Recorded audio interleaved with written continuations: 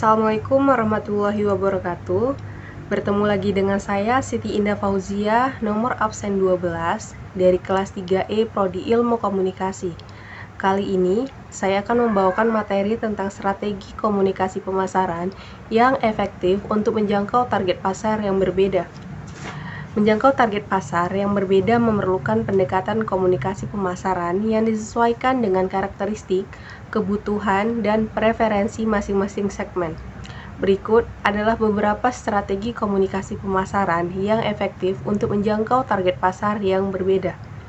Yang pertama, pemahaman yang mendalam tentang segmen pasar, di mana lakukan riset pasar untuk memahami secara mendalam karakteristik, perilaku, dan preferensi setiap segmen.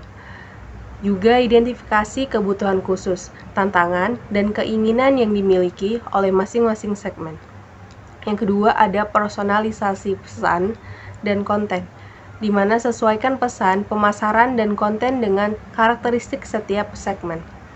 Juga gunakan pendekatan yang lebih personal dan relevan untuk masing-masing target pasar.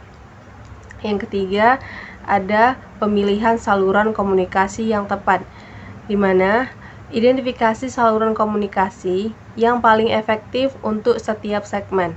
Juga contohnya, beberapa segmen mungkin lebih responsif terhadap iklan online, sementara yang lain mungkin lebih terpengaruh oleh promosi di media tradisional. Yang keempat, penyesuaian gaya dan ton, di mana sesuaikan gaya dan ton komunikasi dengan preferensi bahasa dan budaya masing-masing segmen.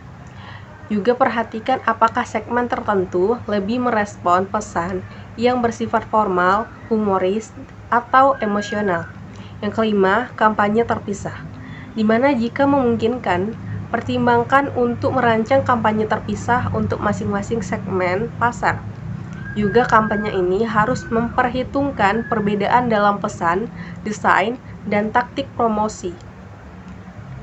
Yang keenam, ada penggunaan visual yang relevan, di mana gunakan gambar dan elemen visual yang sesuai dengan preferensi setiap estetika masing-masing segmen, dan pastikan presentasi visual merek mencerminkan keberagaman dan inklusivitas. Yang ketujuh, ada tawarkan nilai yang dibutuhkan, di mana fokus pada manfaat produk atau layanan yang paling relevan dan dibutuhkan oleh setiap segmen. Juga tunjukkan bagaimana produk atau layanan yang dapat memenuhi kebutuhan atau menyelesaikan masalah mereka secara spesifik. Yang kedelapan, ada inisiatif khusus untuk setiap segmen, di mana selain kampanye umum, mempertimbangkan inisiatif khusus yang dirancang untuk memenuhi kebutuhan atau keinginan spesifik dari masing-masing segmen. Dan ini dapat berupa penawaran khusus, acara, atau program loyalitas. Kesembilan, ada kolaborasi dengan influencer dan mitra lokal, di mana dalam beberapa kasus, kolaborasi dengan influencer atau mitra lokal yang populer di masing-masing segmen dapat meningkatkan kredibilitas merek di kalangan target pasar tertentu.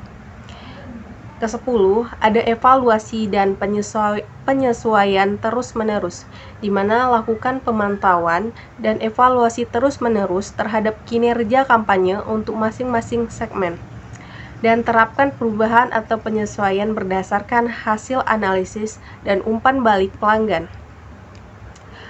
Terakhir, dengan merancang strategi komunikasi pemasaran yang memperhatikan kebutuhan dan karakteristik masing-masing segmen pasar, perusahaan dapat meningkatkan efektivitas kampanye mereka dan membangun hubungan yang lebih kuat dengan pelanggan potensial.